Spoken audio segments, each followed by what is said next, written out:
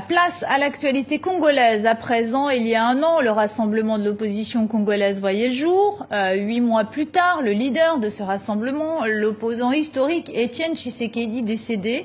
Aujourd'hui, son fils, Félix Tshisekedi, est président du rassemblement et secrétaire général adjoint de l'UDPS, l'un des deux plus gros partis avec celui de Moïse Katumbi de ce rassemblement. Félix Tshisekedi, merci d'être avec nous sur le plateau de TV5 Monde. Avant toute chose, quand le corps de votre père va-t-il être enterré au Congo-Kinshasa? Merci madame pour l'invitation. Je serais heureux d'avoir la réponse et de pouvoir la donner ici devant vos téléspectateurs, mais malheureusement, nous n'avons pas de réponse. Vous êtes tombé d'accord sur le lieu, hein, Nzeli? Oui, mais pas sur la date. C'est un domaine familial, donc nous sommes tous d'accord pour aller là, mais le programme tarde à venir. Surtout le communiqué que nous avait proposé le gouvernement de signer conjointement. Nous l'avons fait de notre côté, mais ça traîne encore du côté gouvernement. Alors venons-en au rassemblement qui apparaît très affaibli. De nombreux membres éminents ont accepté d'être au gouvernement, ont donc fait défection. Le leader du rassemblement, donc le chef historique de l'opposition, votre père Étienne Tshisekedi, n'est plus. Où en est le rassemblement? Qu'en reste-t-il? C'est vrai, madame, que le décès d'Étienne Tshisekedi, mais pas seulement. 2 mois avant, il y a eu aussi le décès de Charles Mwando Tsimba, deux figures de proue du rassemblement, j'allais dire. C'est vrai que ces décès nous ont porté un sérieux coup, mais je crois que nous sommes debout et contrairement à ce que vous dites, il n'y a pas eu beaucoup de défections. C'est quelques individus seulement. Le rassemblement, c'est 9 plateformes, 10 aujourd'hui, et toutes ces plateformes sont bien en place. Vous êtes à Paris pour préparer une grande réunion à venir de votre rassemblement qui aura lieu à Kinshasa.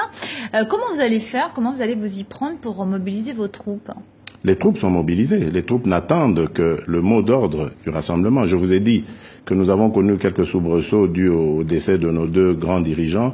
Ensuite, il y a eu ces escarmouches, j'allais dire, de départ. Non, mais il y a quand même eu Sami Badibanga qui a rejoint, Sami Badibanga n'était pas au rassemblement.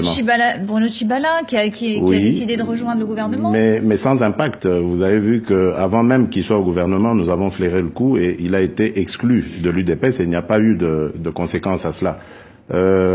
Par contre, c'est vrai qu'il y a un petit flottement, mais ça c'est normal, c'est dû aux malheureux événements que nous avons connus. Et maintenant, il faut remobiliser les troupes.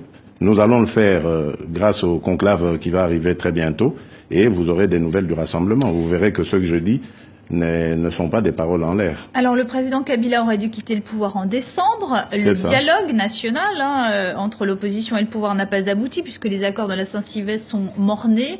Récemment, Joseph Kabila a affirmé dans le magazine Der Spiegel qu'il n'avait rien promis quant à la tenue d'élections.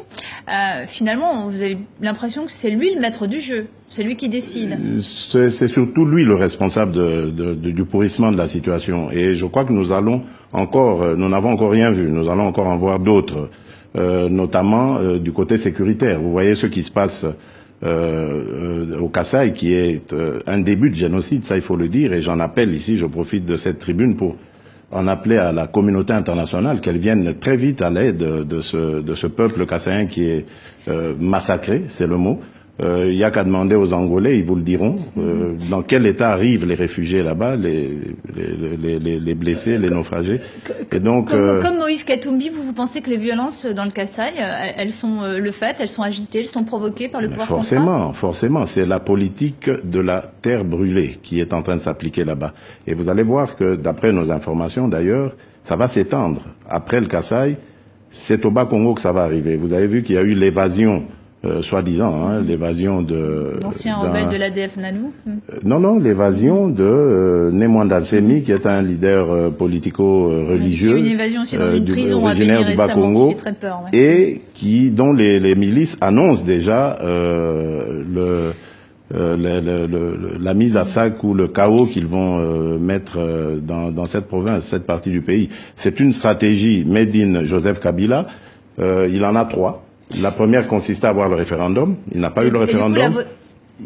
La seconde, c'est le chaos. Et la troisième, c'est un scénario à la Poutine, comme on dit chez nous. Et du coup, mais vous, c'est quoi votre scénario pour sortir? Parce que là, on est dans une impasse. Notre scénario, le premier, c'est d'abord de revenir au respect de l'accord du 31 décembre, l'accord de la Saint-Sylvestre, et de s'impliquer avec la communauté internationale dans le processus électoral. Parce que à celui-là, au moins, Joseph Kabila ne pourra pas y échapper. C'est avant le 31 décembre de cette année que nous devons avoir des élections. Et si nous avons les élections, il y aura une alternance, des élections crédibles, bien sûr. Il y aura une alternance et à ce moment, le Congo pourrait être sauvé. Comment vous comptez vous y prendre? Comment vous comptez faire pression pour je vous ai dit que ces accords soient je vous ai dit que nous préparons un conclave. Au bout, à la fin de ce conclave, nous allons remobiliser les troupes et nous allons partir dans des actions de pression interne. C'est-à-dire des actions, vous voulez mobiliser la rue? Ah oui, absolument. Mais nous devons compter d'abord sur notre peuple avant de compter sur l'assistance internationale. Le dialogue, il est encore possible? La négociation, c'est encore possible? Nous, de notre côté, nous pensons que le dialogue est encore possible, mais c'est le camp d'en face qui se comporte en vainqueur et qui pense que avec le décès d'Étienne Tshisekedi, il peut mettre à profit donc cette situation pour pouvoir écraser l'adversaire qui est en face, c'est-à-dire le rassemblement. Félix Tshisekedi, avec un peu de recul, est-ce que vous vous dites pas, Joseph Kabila voulait 3 noms pour nommer un Premier ministre, finalement il a choisi Bruno Tshibala. Est-ce que vous dites pas, avec un peu de recul, finalement on n'aurait peut-être pas dû s'arc-bouter, et puis on aurait peut-être dû lui donner 3 noms pour avoir quelqu'un qui soit présent? On dit toujours qu'on peut plus changer les choses de l'intérieur que de l'extérieur. Pas du tout, parce que d'ailleurs nous pouvons prendre le pari, Bruno Tshibala ne changera rien de l'intérieur. Ça c'est d'un. De deux, il y a des textes, les textes étaient très clairs, le rassemblement présente le Premier ministre, le Président de la République le nomme. C'est clair aussi. Et enfin, je ne vois pas pourquoi est-ce que on aurait dû faire une entorse à ce moment-là, en présentant 3 candidats, et on connaît la méthode, ils allaient chercher le plus complaisant pour pouvoir arriver à leur fin, comme c'est le cas aujourd'hui.